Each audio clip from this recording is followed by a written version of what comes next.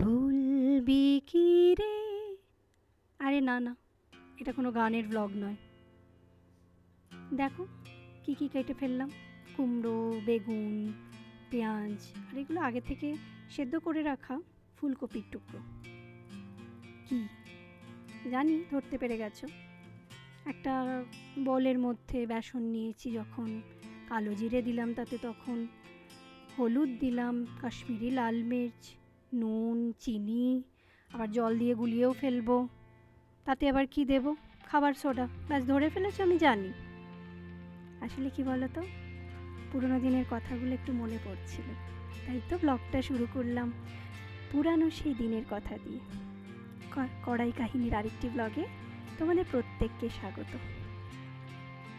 বিকেলের জল খাবার বলতে এখনকার বাচ্চারা কি বোঝে? Momo, pasta, pizza, burger. আর আমরা ছোটবেলায় কি বুঝতাম? মা যখন এই যে বেসনের গোলাটা তৈরি করতো, তখনই আন্দাজ করতাম, ব্যাস আজকে তো একটা জমিয়ে জলখাবার হচ্ছে। ব্যাস পড়া থেকে একদম ইনস্ট্যান্ট মনটা উঠে যেত। অপেক্ষায় থাকতাম কি আসছে আমার ঘরে। একে একে যখন ভাজবার গন্ধগুলো পেতাম, ওফ, কোথায় পড়াশোনা! তখন ভাবতাম, আরে আমার ঘরে আসছে না কেন মা জলখাবারটা নিয়ে। আর যখন তর সইতে পারতাম না রান্নাঘরে ঢুকে, ব্যাস টেস্ট করা শুরু হয়ে যেত। আর যখন পরিবেশন করার সময় মা কি রেগে যেত, সংখ্যায় কমে গেছে তো তখন কি করব? এত লোভনীয় খাবার আবার ছাড়া যায় নাকি?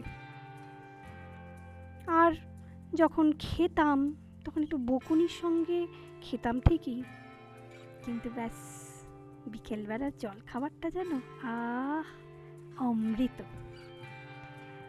আজকে তাই ভাবলাম যে আমার পরের প্রজন্মকে একটু তো স্বাদটা দেব। দেখি না তাদের কেমন লাগে। রোজই মাম্মাম একটুখানি পিৎজা বানিয়ে দেবে, একটুখানি পাস্তা বানিয়ে দেবে।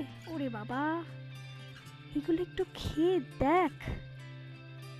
আমি তো আশায় আছি যে এই খাবারটা একটা দুটো কেউ খেতে পারবেই না।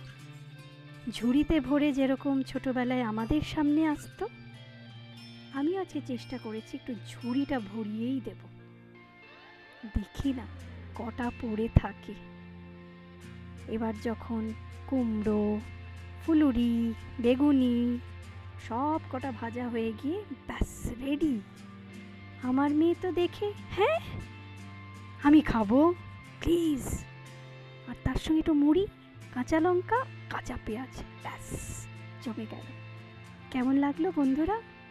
জানিও কিন্তু। টাটা।